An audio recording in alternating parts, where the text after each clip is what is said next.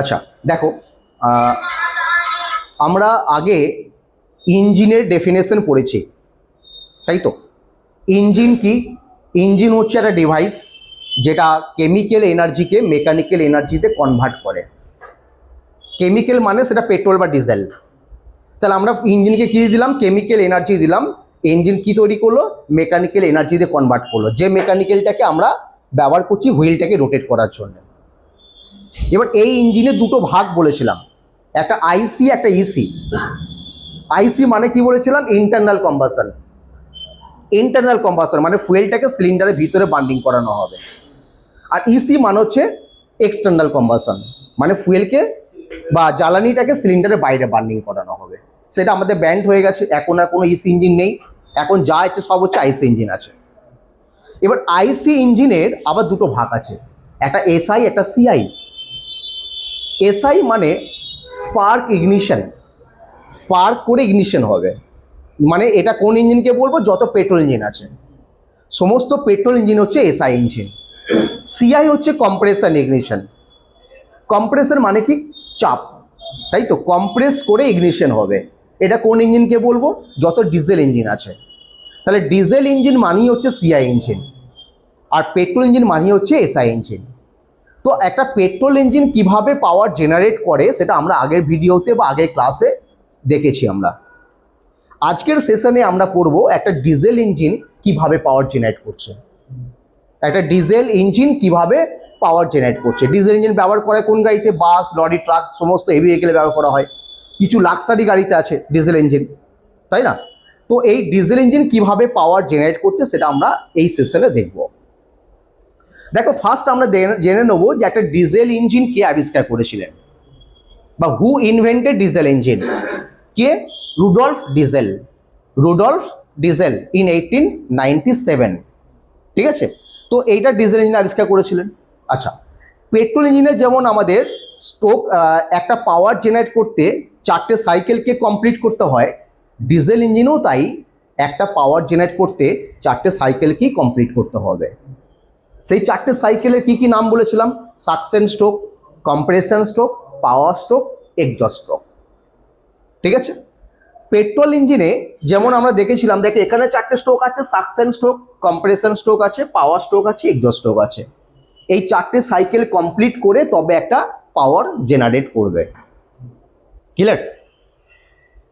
Petrol ইঞ্জিনে যেমন দেখেছিলাম যে সাকশন স্ট্রোকে পিস্টনের মুভমেন্ট হয় টিডিসি থেকে বিডিসি, টিডিসি থেকে বিডিসি, এটা আমরা পেট্রোল ইঞ্জিনে দেখেছিলাম। সেম এখানেও তাই, এখানেও পিস্টনটা মুভমেন্ট হবে টিডিসি থেকে বিডিসি। কারণ টিডিসি থেকে পিডিসি না নামলে পিস্টন শাক করতে পারবে না। শাক মানে কি? শাক টানা, শাক করবে। তা শাক ক্রিয়েট করতে গেলে বা সিলিন্ডারের ভিতরে ভ্যাকিউম ক্রিয়েট করতে গেলে পিস্টনকে টিডিসি থেকে বিডিসিতে নামাতেই হবে। তাহলে পেট্রোল ইঞ্জিনে যেমন পিস্টন টিডিসি থেকে বিডিসিতে মুভ করতো, সেম এখানেও তাই পিস্টন টিডিসি থেকে বিডিসিতে মুভ করতো। দেখে অ্যারো করে দেখানো আছে পিস্টনটা কোন পজিশনে আছে টিডিসিতে, পিস্টনটা কোথা থেকে কোথায় আসবে, টিডিসি থেকে বিডিসিতে আসবে, অ্যারো করে দেখানো আছে। কম্প্রেশন স্ট্রোকের সময় পিস্টনটার মুভমেন্ট হবে আপওয়ার্ড, মানে উপর দিকে উঠবে, ঠিক আছে? পাওয়ার স্ট্রোকের সময় পিস্টনটার মুভমেন্ট হবে ডাউনওয়ার্ড, পিস্টন আছে টিডিসিতে, নামবে বিডিসিতে। এক্সজস্ট স্ট্রোকের সময় পিস্টনটার মুভমেন্ট হবে আপওয়ার্ড, পিস্টন আছে বিডিসিতে, মুভ করবে কোথায়? টিডিসিতে। তাহলে পিস্টনের মুভমেন্ট হয়ে গেল। সেকেন্ড আসবো ভালভের পজিশন। দেখো, আমরা 4 স্ট্রোক ইঞ্জিনে যেমন দেখেছিলাম যে পার সিলিন্ডারে মিনিমাম 2টো ভালভ ব্যবহার করা হয়, মিনিমাম 2টো, ম্যাক্সিমাম কিন্তু এখনকার গাড়িতে 4টে ভালভ ব্যবহার করা হচ্ছে, সেটা আমরা পরে আসবো কেন 4টে ভালভ ব্যবহার করা হয়। তাহলে পার সিলিন্ডারে মিনিমাম 2টো ভালভ ব্যবহার করা হয়, একটা ইনলেট আর একটা এক্সজস্ট। ইনলেট ভালভ ওপেন হলে air fuel mixture or fresh air cylinder ভিতরে এন্টার করবে, আর এক্সজস্ট ভালভটা ওপেন হলে বার্ন গ্যাস সিলিন্ডার থেকে বাইরে বেরিয়ে যাবে। তাহলে ইনলেট ভালভটা কখন ওপেন হবে? সাকশন স্ট্রোকের সময়। তাহলে সাকশন স্ট্রোকের সময় ইনলেট ভালভটা কিন্তু ওপেন থাকে। দেখো লিখেছি আমি ওপেন ইনলেট ভালভ। তাহলে সাকশন স্ট্রোকের সময় ইনলেট ভালভটা ওপেন থাকে, বাট এক্সজস্ট ভালভটা ক্লোজ থাকবে। দেখো লেখা আছে ক্লোজ এক্সজস্ট ভালভ। আর এক্সজস্ট ভালভটা কখন ওপেন হবে? এক্সজস্ট স্ট্রোকের সময়। দেখো এক্সজস্ট স্ট্রোকের সময় লেখা আছে ওপেন এক্সজস্ট ভালভ। তাহলে এক্সজস্ট স্ট্রোকের সময় এক্সজস্ট ভালভ ওপেন হচ্ছে, আর সাকশন স্ট্রোকের সময় ইনলেট ভালভ ওপেন হয়। বাকি স্ট্রোকে আমাদের দুটো ভালভই ক্লোজ থাকবে। ক্লিয়ার? এবার দেখো আমরা পেট্রোল ইঞ্জিনে সাকশন স্ট্রোকে কি পড়িয়েছিলাম না, পেট্রোল ইঞ্জিনের সাকশন স্ট্রোকে আমরা দেখেছিলাম যে পিস্টনটা যখন টিডিসি থেকে বিডিসিতে মুভ করবে, সিলিন্ডারের ভিতরে একটা ভ্যাকুয়াম ক্রিয়েট হয়। ভ্যাকিউম ক্রিয়েট হবে, ভ্যাকিউম মানে কি বায়ু শূন্য স্থান, বায়ু শূন্য জায়গা। তাহলে সিলিন্ডারের ভিতরে একটা কি তৈরি হবে, ভ্যাকিউম তৈরি হবে। ভ্যাকিউম কি করে, সাক করবে, সাক করবে, টানবে। কি টানবে, air fuel mixture or fresh air, তাই না? তাহলে আমরা সাকশন স্ট্রোকে দেখেছিলাম যে পিস্টন যখন টিডিসি থেকে বিডিসিতে মুভ করবে তখন সিলিন্ডারের মধ্যে ভ্যাকুয়াম তৈরি হচ্ছে। এর ফলে ওপেন ইনলেট ভালভ দিয়ে কি ঢুকতো, air fuel mixture. Open inlet valve দিয়ে কি ঢুকবে, এয়ার ফুয়েল মিক্সচার। এটা পেট্রোল ইঞ্জিনে।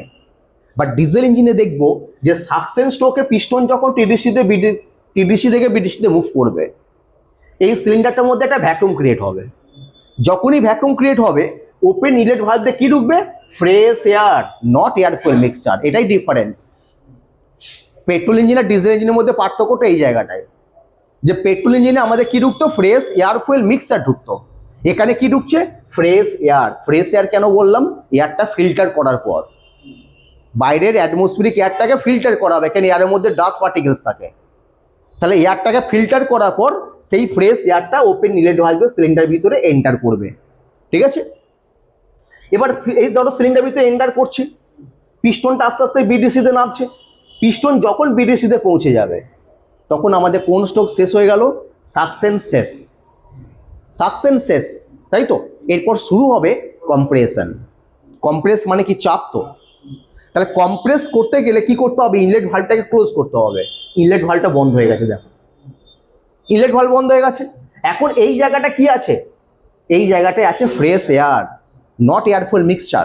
এটা ডিজেল ইঞ্জিন, কি আছে, ফ্রেশ এয়ার। এই ফ্রেশ এয়ারটাকে এবার পিস্টন কি করবে, কম্প্রেস করবে। কম্প্রেস করবে, চাপ দেবে। ঠিক আছে? কত রেশিওতে কম্প্রেস করবে না, আমরা আগের ক্লাসে পড়িয়েছিলাম, দেখবে ডিজেল ইঞ্জিনে কম্প্রেসর রেশিও হচ্ছে 12:1 থেকে 13:1 থেকে 24:1। তাহলে ডিজেল ইঞ্জিনের কম্প্রেসর রেশিও হচ্ছে 13:1 থেকে 24:1, মানে কম্প্রেসর রেশিও পেট্রোলের থেকে অনেক বেশি, তাই তো? এখানে আমি যদি লাস্টেরটা ধরি কত, 14:1, 24:1। 24:1 মানে কি, 24 ভাগের 1 ভাগ। 24 ভাগের 1 ভাগ, তার মানে এর ভিতরে যে এয়ারটা আছে এই এয়ারটাকে 24 ভাগের এয়ারটাকে কম্প্রেস করে 1 ভাগে নিয়ে আসবে, তাই তো? তা যখন 24 ভাগের এয়ারটাকে কম্প্রেস করে 1 ভাগে নিয়ে আসবে, তার যা প্রেসার আর টেম্পারেচার হবে প্রচুর হবে, তাই না? তো এখানে কম্প্রেস যখন করে এই কম্প্রেসর প্রেসার কত হতে পারে, এই যখন পিস্টন কম্প্রেস করছে ডিজেল ইঞ্জিনের, তাই তো? পিস্টন যখন কম্প্রেস করছে, কাকে কম্প্রেস করছে, ফ্রেশ এয়ারকে। ফ্রেশ এয়ারকে যখন কম্প্রেস করবে তার প্রেসার কত হতে পারে, 35 থেকে 40 কেজি পার সেমি স্কোয়ার। এটা কম্প্রেশন প্রেসার। যখন কম্প্রেস করে তার কম্প্রেসর প্রেসার কত হবে, 35 থেকে 40 কেজি পার সেমি স্কোয়ার। ক্লিয়ার? কিন্তু পেট্রোল ইঞ্জিনে কম্প্রেসর প্রেসার হয় 7 থেকে 10 কেজি পার সেমি স্কোয়ার। পেট্রোল ইঞ্জিনে যখন পিস্টন কম্প্রেস করছে এয়ার ফুয়েল মিক্সচারকে, তার প্রেসারটা কত হয়, 7 থেকে 10 KG per semi square. But diesel ইঞ্জিনে কম্প্রেসর প্রেসার হচ্ছে 35 থেকে 40 কেজি পার সেমি স্কোয়ার। তার ওর থেকে এর প্রেসার অনেক বেশি। আফটার কম্প্রেশন ওই এয়ারটার টেম্পারেচার কত পৌঁছায়, কম্প্রেস করার পর যখন এয়ারটা এই জায়গাটায় আসবে, এই এয়ারটার টেম্পারেচার হবে কত, 440 ডিগ্রি সেন্টিগ্রেড। আফটার কম্প্রেশন এয়ারের টেম্পারেচার কত পৌঁছায়, 440 degree centigrade, 440 degree centigrade compress করার পর। তাহলে হাই টেম্পারেচার, তাই না? এবার ওই গরম এয়ারের ওপরে যদি আমি ফুয়েলটাকে ইনজেক্ট করি, কারণ ফুয়েল বার্নিং হবে কত, 250 থেকে তোমার 200 থেকে 250। ওর বার্নিং পয়েন্ট হচ্ছে তোমার ধরো 200 to 250। কিন্তু এখানে আমাদের কম্প্রেস করার পর এয়ারের টেম্পারেচার কত পৌঁছেছে, 440। তাহলে ওই গরম এয়ারের উপরে যদি আমরা ডিজেল ফুয়েলটাকে ইনজেক্ট করি বা স্প্রে করি একটা ইনজেক্টরের মাধ্যমে, তাহলে ওটা ব্লাস্ট হবে না, ওটাকে ব্লাস্ট করানোর জন্য কি, ওটাকে বার্নিং করানোর জন্য কি স্পার্ক করতে হচ্ছে? স্পার্ক করতে হচ্ছে না। কেন? এখানে কম্প্রেস করার পর এয়ারের টেম্পারেচার পৌঁছেছে 440। ঠিক আছে, তাহলে এবার যখনই আমরা ওই গরম এয়ারের উপরে ইনজেক্টর ফুয়েলটাকে স্প্রে করবে, সঙ্গে সঙ্গে এখানে ব্লাস্টিং শুরু হয়ে যাবে, ব্লাস্ট হবে। ব্লাস্ট হলে কি তৈরি হলো? এখানে পাওয়ার জেনারেট হবে। ডিউ টু পাওয়ার পিস্টন এবার ডাউনে নেমে আসবে, that is called power stroke. একই প্রসেস, একই প্রসেস। তো পিস্টন কি করবে? টিডিসি থেকে বিডিসিতে নেমে আসবে, পাওয়ার স্ট্রোক হয়ে গেল। ঠিক আছে, এরপর পিস্টনটা নেমে এসেই তো স্টপ থাকবে না, পিস্টন এবার কি করবে? উপরে উঠে আসবে।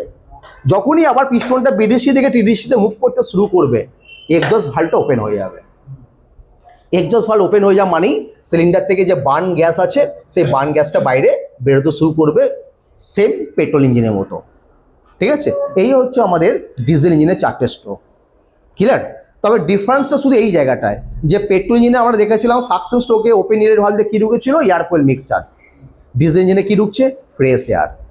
পেট্রোল ইঞ্জিন কাকে কম্প্রেস করেছে? Air fuel মিক্সচারকে।